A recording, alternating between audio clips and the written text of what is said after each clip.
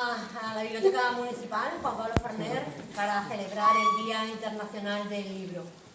En esta ocasión nos hemos reunido en la Sala Miguel de Cervantes porque, bueno, ya sabéis que el Día Internacional del Libro es un homenaje al día en el que se supone que murió don Miguel de Cervantes, que por cierto no murió el 23, murió el 22, pero en fin, también ese día murió Shakespeare y Garcilaso de la Vega, el Inca Garcilaso de la Vega. Por tanto, es un día especial y que sepáis que en muchísimos países europeos, en muchos países del mundo, están celebrando hoy el Día Internacional del Libro. Y bueno, a mí, sinceramente, me produce una emoción importante saber que hay muchísima gente que en torno a un libro, a una lectura, pues se reúne para hablar de alguna manera de la vida, ¿no? Porque en todos los libros lo que hay son experiencias de vida. En unos casos del escritor, como en este caso, que ahora veremos que nos cuenta el autor del libro que traemos entre manos, o que hemos tenido entre manos, nunca mejor dicho.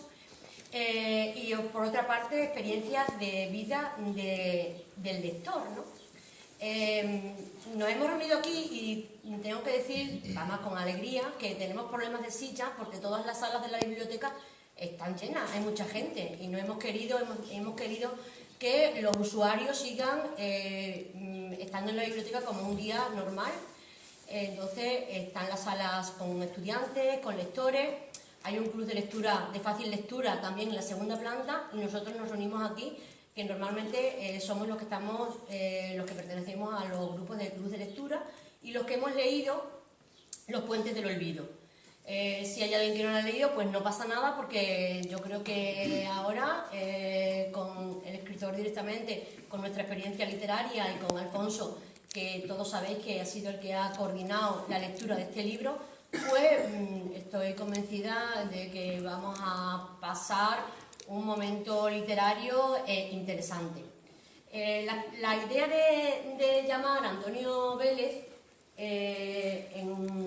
para que entre todos comentáramos un libro que él había escrito hacía bastantes años, pues se nos ocurrió al grupo de la biblioteca, pues porque es un libro que está de alguna manera resuelto, se desarrolla en Mérida, en parte de Mérida, que ya sabéis, Badajoz y en fin, en el sitio que nosotros conocemos.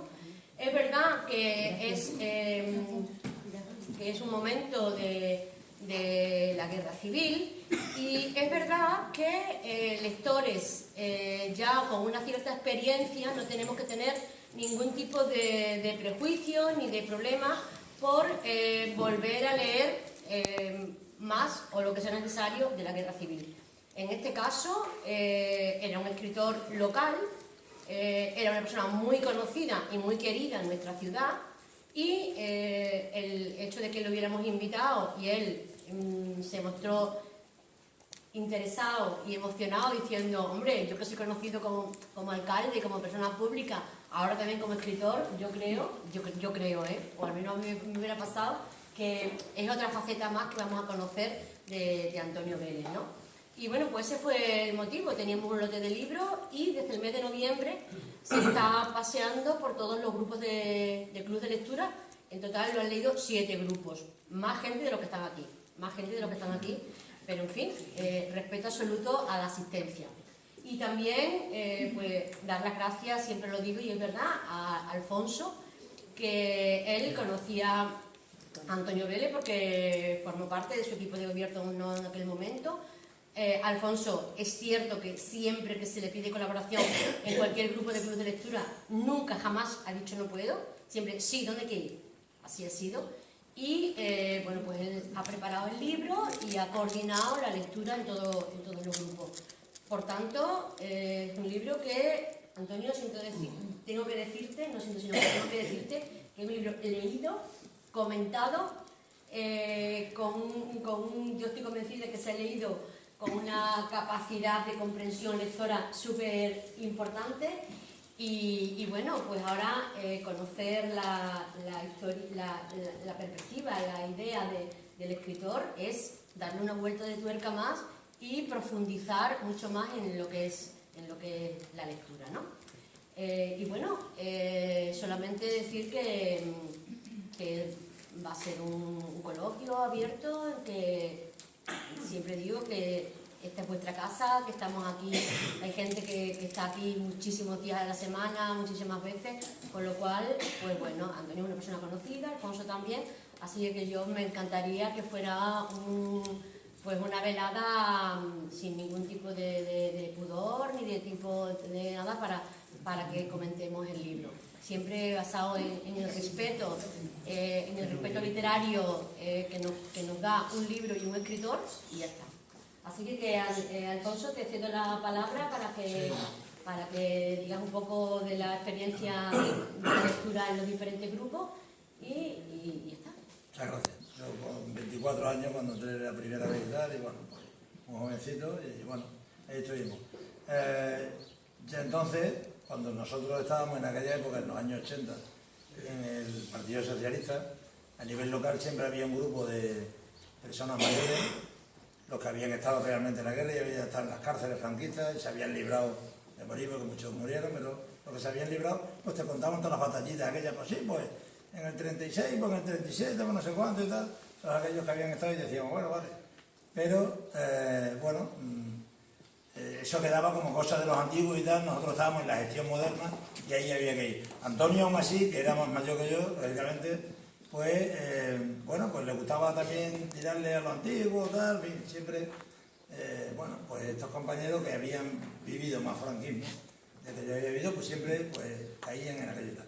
Yo pedí eso, pues comentar el libro, se ha ido comentando por todos los clubes de lectura, los 7 que tenemos en total, y la verdad que ha ido bastante bien, ha sido un libro bastante interesante, ha gustado muchísimo, y se ha leído con bastante intensidad. Y los comentarios, pues, han sido, pues, muy fructíferos, porque como ocurrió aquello y tal, y hubo tal trauma aquí en la sociedad que quedó aquello muy, muy mal, pues le ha gustado a todo el mundo rememorar pues las viejas historias familiares que todo el mundo tiene. Y todo el mundo en los comentarios pues ha sacado sus cosas, no, pues mi suegro, pues mi padre, pues mi familia, como no sé qué tal, muchas cosas muy parecidas a las peripecias que se nos narran aquí, con lo cual notamos que ese libro, pues no sabemos qué parte, ahora le preguntaremos, de ficción y qué parte de realidad hay, pero es evidente que sí daba con la realidad en global, que podríamos haber dicho que se sucedió entonces. Lo último que decir, el libro, como sabéis, tiene son dos en realidad en uno, tiene dos partes. En una es una novela que está escribiendo alguien que vemos en la segunda parte, y la novela esa pues narra pues la historia de Matías, que es un muchacho de los que al fin y al cabo, por el simple hecho de ser socialista, pues al final lo llevan a matar. Lo único que pasa es que por azares de la vida pues no lo matan. En la segunda parte vemos cómo un sobrino suyo escribe una novela y bueno, a raíz de ella pues le llama, aparece, se pone en contacto con él, el que es el verdadero Matías, que se llama Fidel ahora con nombre falso, pero que se pone en contacto con él y al final pues le pregunta, ¿no? Tal, y cómo no, y se justifica y tal. Sobre eso, los puentes del olvido, cuanto el tema, las memorias, hasta qué punto tiene uno derecho a desaparecer o no desaparecer, en fin, todo este tipo de cosas. Son las cosas que hemos debatido en los clubes y que ahora pues tenemos la oportunidad con el autor aquí de este magnífico libro, pues poderle preguntar pues todo lo que quisimos saber y eso, y no teníamos a quién preguntarle. Ahora lo tenemos aquí delante, así que cuando queráis, pues empezamos. Por estar aquí y más honrado también por las palabras de Magdalena y de Alfonso. Y sorprendido también porque yo esto lo escribí para cubrir una especie de expediente personal, porque como decía François Mauriac, el Nobel francés del mal y del biovívoras y tal, François Mauriac decía que escribir es recordar y leer también es recordar, decía Mauriac. Y efectivamente, yo aquí hay mucha ficción, porque la literatura es ficción. Para buscar historicismo habrá que leer a Pérez Galdós, que ya hay que tener valor para meterse a los episodios nacionales o a los apostólicos y toda la trama que monta Galdós sobre un historicismo riguroso. En mi caso es una ficción,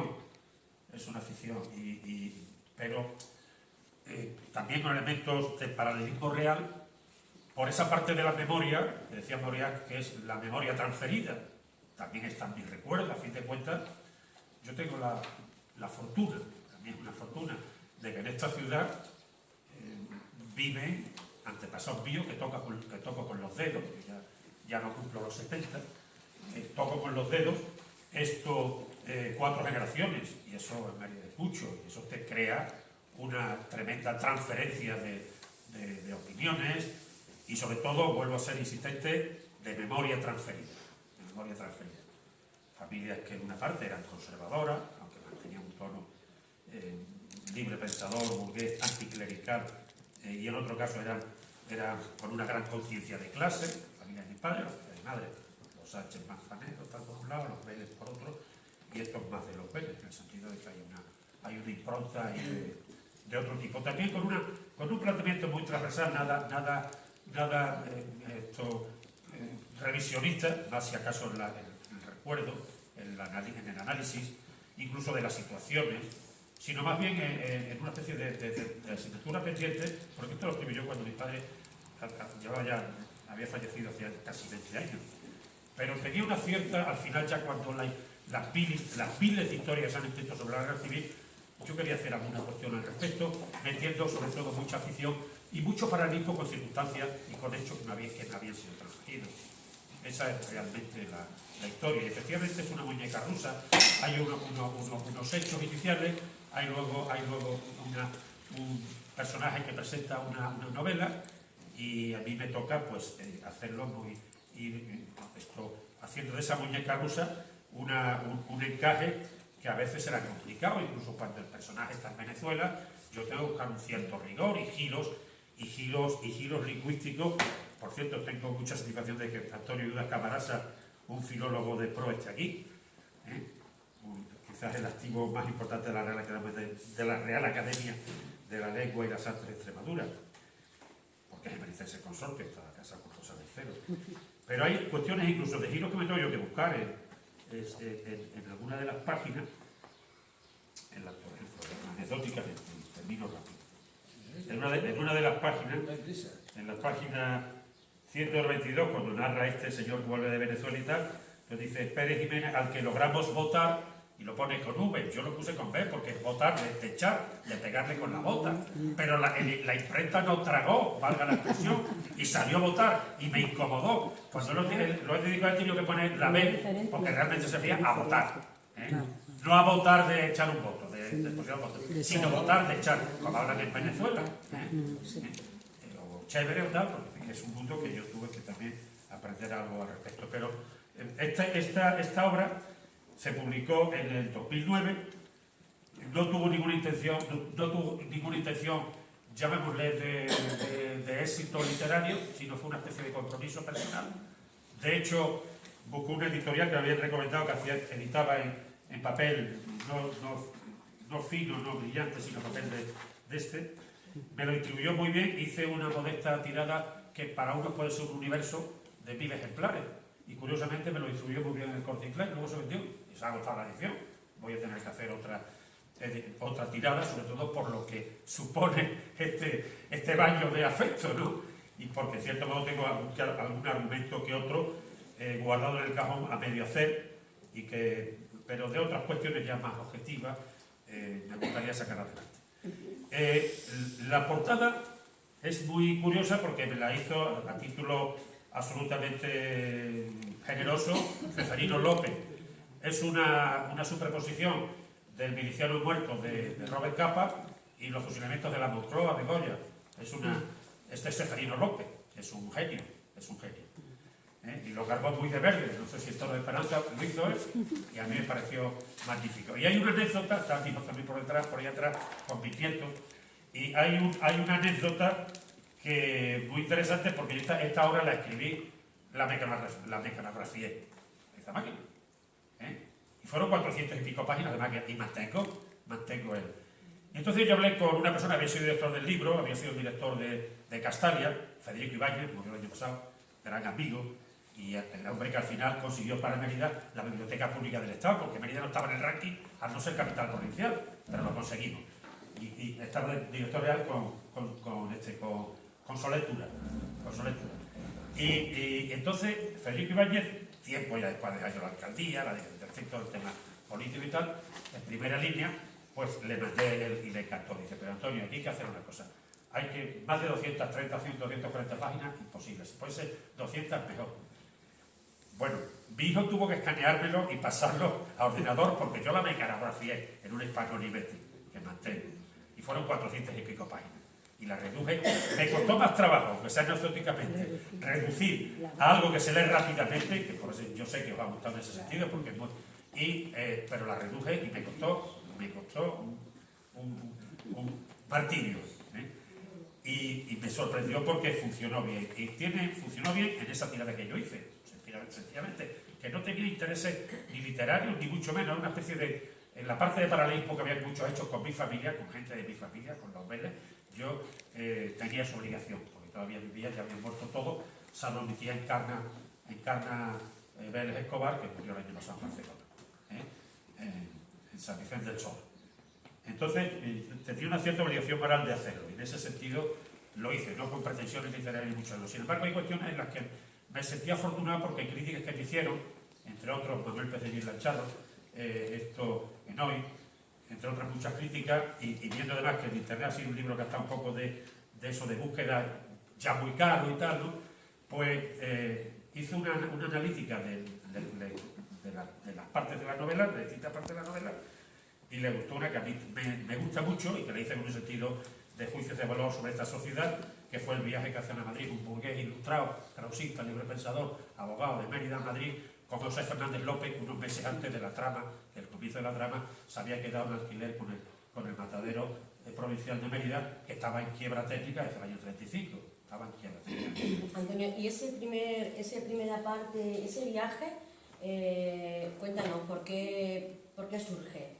¿Por qué lo pones como introito, como introducción, ¿no? Para lo que luego va a venir? Pues sí, porque después del introito, que es el encuentro de un padre con un hijo que van a fusilar, que van a matar en el matadero, en el cementerio, pues surge, por mi parte, me veo en la necesidad de hacer una especie de composición del espacio, del entorno, de la sociedad. Y la sociedad es la que es, ¿no? Y en ese juego que hay, para mí lo necesito desde un punto de vista riguroso, desde un punto de vista analítico. Entiendo que hay un juego que se ha producido y que no me ha sido ajeno, porque yo tenía familia en una de mis líneas familiares, industriales de la plaza, he conocido ese mundo, y entonces necesito explicar ahí, y tengo el estigma también como un elemento básico en el juego de este territorio, que es la desamortización, sobre todo se tacha como muy importante la desamortización de Mendizábal, la religiosa, ¿no? Esa no tiene el valor que tiene la desamortización de Madó, la desamortización civil, 40 años después de la de Mendizábal, porque realmente en un ayuntamiento de Mérida que tenía de propios y comunales 150.000 fanegas, 90.000 hectáreas, es verdad que antes del desgaje de algunos municipios, ese juego que se hace de vender unas tierras a precios manejados, en subastas amañadas, a la burguesía emergente, a la aristocracia o a determinados sectores emergentes económicos, es el real culpable de todo el sur de España de que la situación que heredamos, que hemos visto nosotros, sea derivada de ese momento. ¿Por qué? Pues porque lo que podía haber sido, en la opinión de mencionados romanos, o de Larra, de Proceda y de otros, llamemos activistas progresistas del momento, pensadores, románticos, si se quiere, o post-románticos, el reparto de esas tierras a los yunteros, a los que los presos ahí en el libro, hubiera sido un elemento importantísimo, porque hubiera propiciado lotes de 50, 60, de 40, 50 hectáreas, y eso hubiera sido revolucionario, como hizo don Jaime I en Aragón y en Valencia, en Levante, un sistema, y esto fue reconquista tardía, ocurrió así. Quizás me escapo, pero es necesario que lo explique y que haya en ese juego otra serie de expectativas respecto de lo que es el valor del agua, de la mano de dos personas, una Fernández López, que es un industrial importante, como demostró luego, defendiendo sus intereses, pero defendiendo también los intereses, sabía, y lo digo, que un obrero, un trabajador, un empleado bien atendido es un factor positivo. Y luego una persona que tiene un credo krausista, un credo regeneracionista, de mezcla entre Kraus, Joaquín Costa y todo ese juego que en la primera edad incluso de del rey Alfonso XIII es positiva. Hay un encuentro con el bloque reusista, Julián Santegrío, Bartolomé Cosío. Hay un juego tremendo, la institución libre de enseñanza, y luego se va a hacer puñeta. Y entonces yo ese juego lo tengo que poner ahí. Y sobre todo hay otro tema importante, que en cuanto a todo el proceso enorme después de la Primera Guerra Mundial y la Primera Guerra Mundial de abastecimiento de materias primas a los contendientes, hace que aquí florezca una burguesía agraria muy avanzada. Pero la crisis de Wall Street manda todo al carajo, a la expresión. Y eso está en el juego de las tragedias, ¿no? De las tragedias sociales. Y lo tengo que relatar, por lo menos como una especie de carga emocional y, en cierto modo, transfiriendo lo que a mí me han enseñado mucha gente con la que, antes de ser alcalde o siendo alcalde, tuve la ocasión, o simplemente por leer sistemáticamente durante toda mi vida, de haber establecido una cierta capacidad analítica respecto a ciertas cosas, desde una perspectiva progresista por la que yo podía estar animado.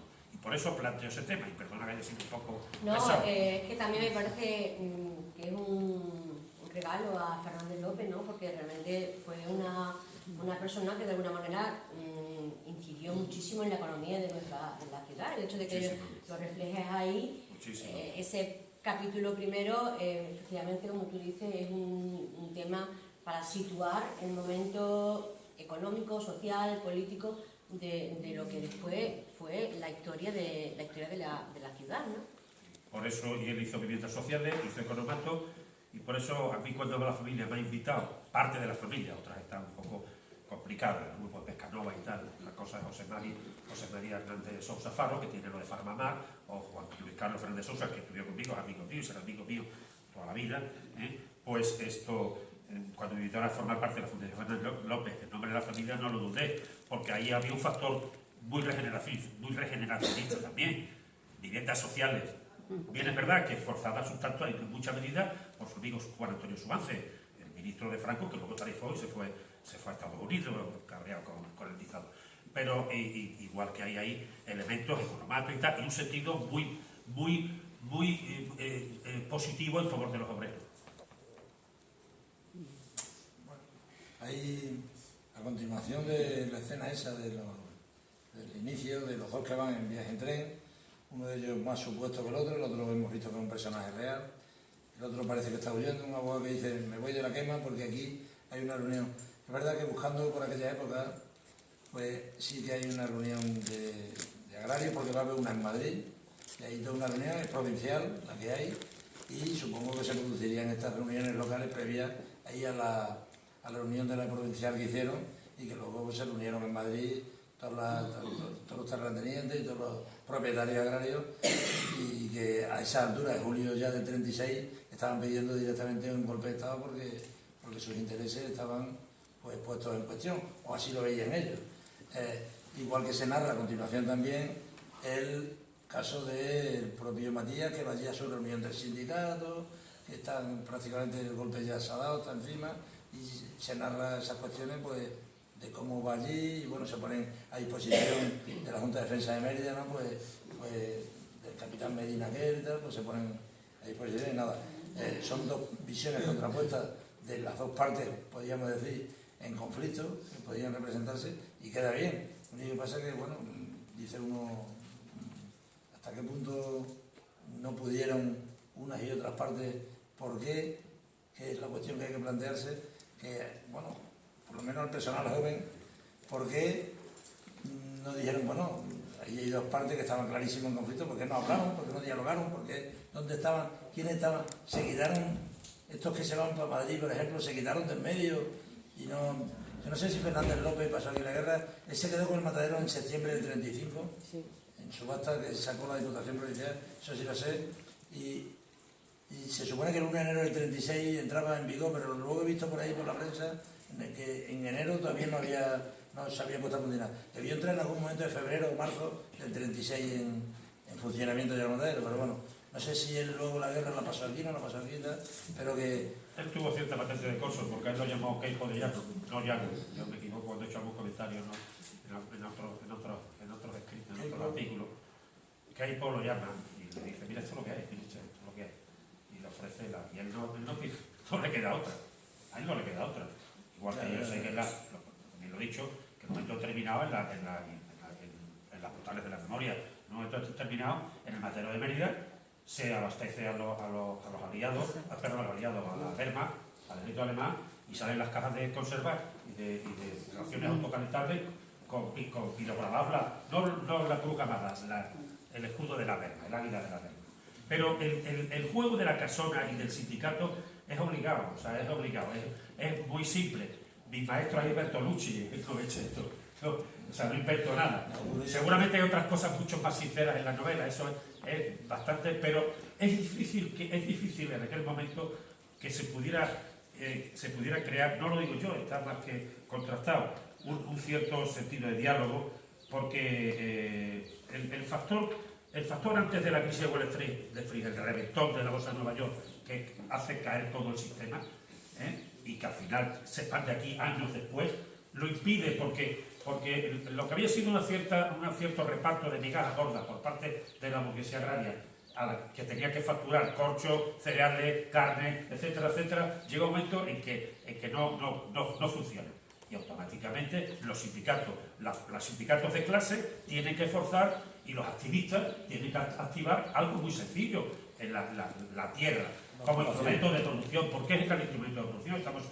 Tenemos que pensar que a principios del siglo la población activa agraria en Extremadura y en Cataluña es prácticamente igual, otra cosa es la redistribución, pero la base del empleo es la agricultura en gran medida.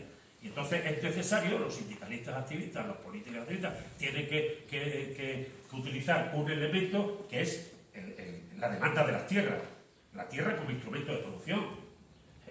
Y claro, los que han conseguido una tierra llevan 2 generaciones o 3 generaciones detentando una tierra, menos de un siglo, con la historia de las propiedades que habían comprado en subastas amañadas a la iglesia o a los ayuntamientos, y los ayuntamientos recibieron unos bonos que decían: tiene usted 20.000 fanegas, tanto, que cobraron la mayoría nunca.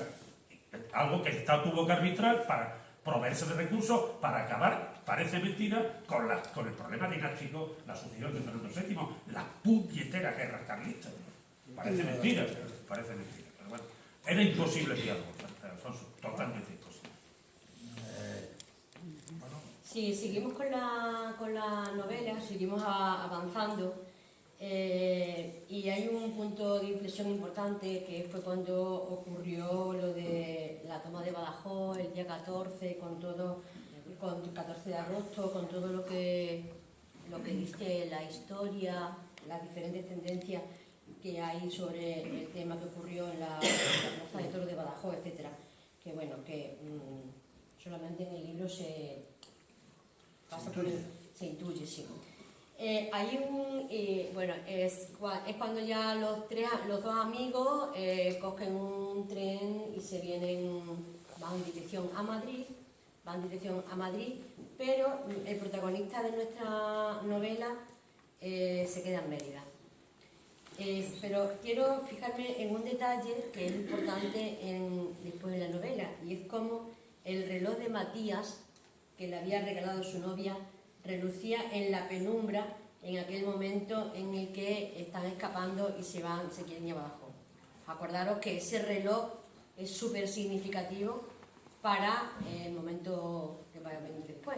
El reloj de Matías sale en 2 ocasiones en la novela y es muy significativo. Bueno, pues en este momento es la primera vez que habla de ese reloj. Pero fíjate que cuando ya van en dirección a Madrid, pasan por Mérida, Matías decide quedarse en su casa. Y ahí piensa en su novia, piensa en sus padres, piensa que él tiene que quedarse en Mérida. Los 2 amigos se van y él se queda. Y a mí, que ya he leído la novela entera, me llama la atención con todo lo que va a venir después. Cómo en ese momento Matías piensa en su familia y cómo después, en esa segunda parte tan sorprendente que nos has planteado, no piensa en su familia. Esa es mi opinión personal, ¿eh? Así, bueno, y hace una descripción de toda la familia, de los hermanos que tiene. Una se llama Eulalia, curiosa, uno se llama Eulalia, Pablo, y la pequeña, la hermana, que se llama Pura. Y conocemos también a otro personaje que es también fundamental, que es Enrique. A mí me gustaría que me contara cómo han hablado de estos personajes, como Enrique, primo, no sé si es primo hermano o simplemente dice primo, un primo.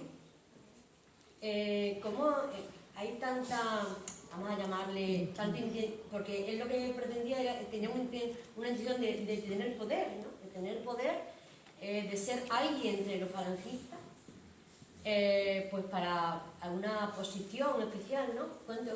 Cuéntame cómo planteas ese personaje tan duro en la novela, ¿no? Como un primo, alguien de su familia es capaz, pues, de llevarlo a la muerte, ¿no? Sí, pues eso forma parte del fato. Yo cuento tenía otro momento en el Troito, como Layo se encuentra sin conocer, sin saber que su hijo Edipo venía de Corintio y que no era su hijo, que tal, y lo mata. Esa historia es obligado. Pero al mismo tiempo, ese hecho lamentablemente se produce. O sea, en toda esa memoria transferida, Magdalena, no de gente de mi familia, de fuera de la familia, de mucha memoria transferida, muchísima. En mucho tiempo que se tiene miedo y se vive, hombre, con cierta precaución. Pero se cuenta que en la familia se llegaron a dar casos de enfrentamiento, y de hecho hoy puede haber gente cada uno en un bando. Pero en aquel momento, hasta llegar al extremo de esa violencia, comprometiendo a otro, pues se cuentan casos en los que alguien delató o dijo, no, es mi primo, es mi tal, es otro, para derivar un poco, hacer una especie de salida tangencial. Conozco casos, me contaron casos, incluso en el mundo rural, menos, pero en las ciudades, y Mérida es una ciudad aluvial, porque Mérida cuando pasa el ferrocarril, en 1860 y tanto, a partir de ahí Mérida tiene una expansión muy fuerte, y entonces mantiene una cierta constante, como ocurre ahora, tras su nuevo papel geopolítico, de ser una ciudad de aluvión, una ciudad donde es difícil que haya familias que tengan, no que tuve que decir, las hay muchas, que no tocan a lo mejor 2 generaciones, ni siquiera una, más la que ha llegado. En consecuencia, eso es un poco de fatalismo y un elemento también buscado, porque podría ocurrir que es un poco la solidez del miedo en una situación en la que había verdadera tensión. Había tensión. Ya lo dijo Yagüe después de tomar hoy cuando hicieron la famosa entrevista. Es que cree usted que iba a dejar yo 5.000 republicanos detrás. Entonces, eso endurece mucho las relaciones y salvarse a veces trae un juego egoísta, pero no es raro. No, por supuesto que no, pero ¿lo quieres poner en la novela por darle sordidez? Muy real. ¿O fue real? En toda la familia se contaban ese tipo de cosas. De todas formas, también hubo personas que fueron tachadas de rojo y tal, para que fueran eliminados y tal, y sencillamente porque a lo mejor tenían descendencia y para quedarse con sus bienes y este tipo de cosas. Eso ocurrió en toda la geografía española, en todo el mundo rural, además lo ha comentado todo el mundo por ahí. Pero yo, Badajoz, un momento, ahora que ha dicho Badajoz, y tú que has nombrado a Yagüe y tal, una de las cosas que se